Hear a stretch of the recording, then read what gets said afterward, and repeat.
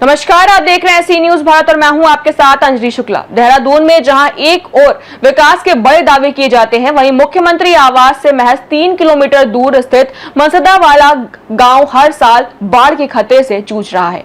टॉन्स नदी के किनारे बसे इस गांव में हालात ऐसे हैं कि मानसून आते ही ग्रामीणों की चिंता बढ़ जाती है और प्रशासन की तैयारियों पर सवाल खड़े हो जाते हैं।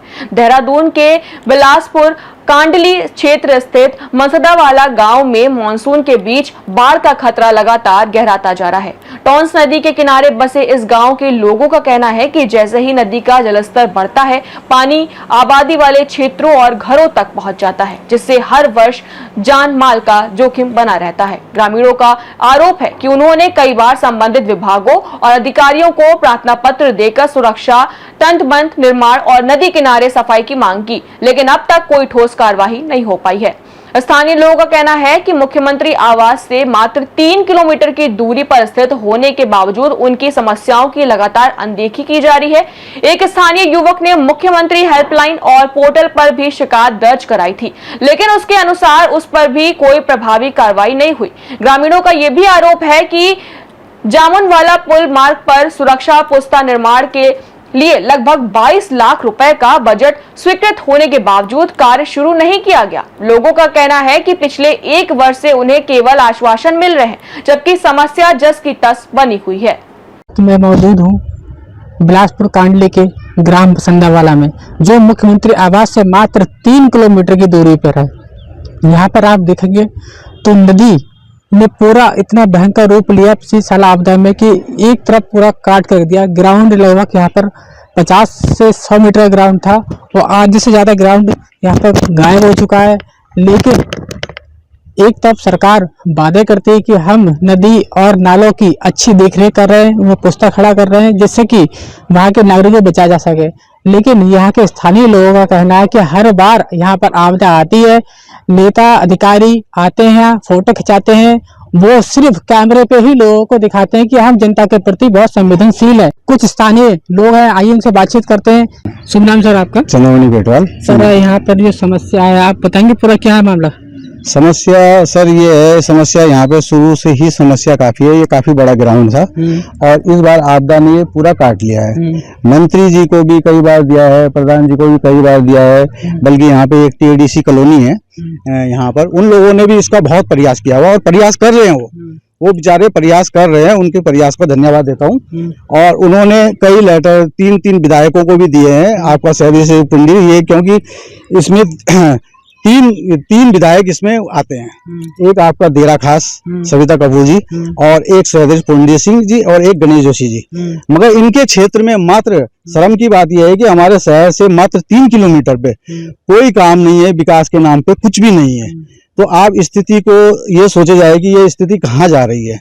और अभी इलेक्शन होना है, इस बार हम सोच रहे हैं कि हम पूरे गांव वाले मिलके इस बोर्ड का बहिष्कार करेंगे, क्योंकि जब काम नहीं है तो बोर्ड भी नहीं है।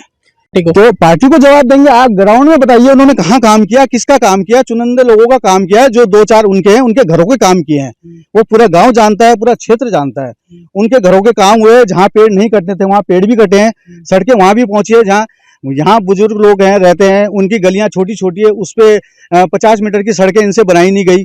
चाहे वो प्रधान बरसात में आते हैं, फोटो खिंचाते हैं, फोटो खिंचा के चल जाते हैं, हाँ हो जाएगा, इसको अधिकारी को फोन करते हैं, उसको करते हैं, बाकी ग्राउंड में कोई काम नहीं होता। आप यहाँ पर क्या वार्ड मेंबर हैं? हाँ जी। अच्छा, कौन से वार्ड से हैं? 9 नंबर वार्ड से। हाँ तो मैडम क्या मुद्दे हैं आपके बेसिस से करके? सर, हमारा तो फर्स्ट तो यही है कि ये जो आपदा आई है, इससे जो जमीन का कटाव हुआ है, इसमें पुस्ते लगाए जाएं।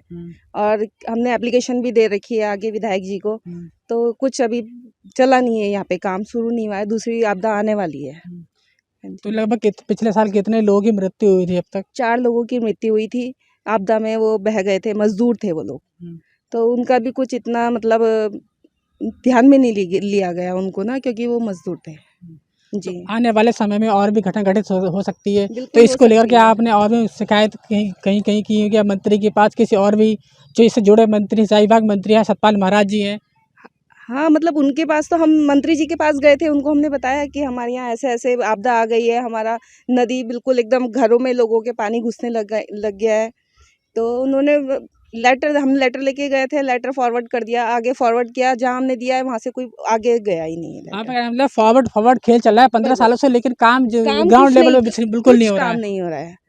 और हमारे प्रधान जी को भी हमने कितनी बार बोल दिया है कि हमारे मतलब ना स्ट्रीट लाइट्स दी है उन्होंने, और ना यहाँ पे कुछ सुविधा कुछ दे रखी है हम लोगों को, बस खाली ऐसे ही प्रधान बोलने के लिए प्रधान है वो।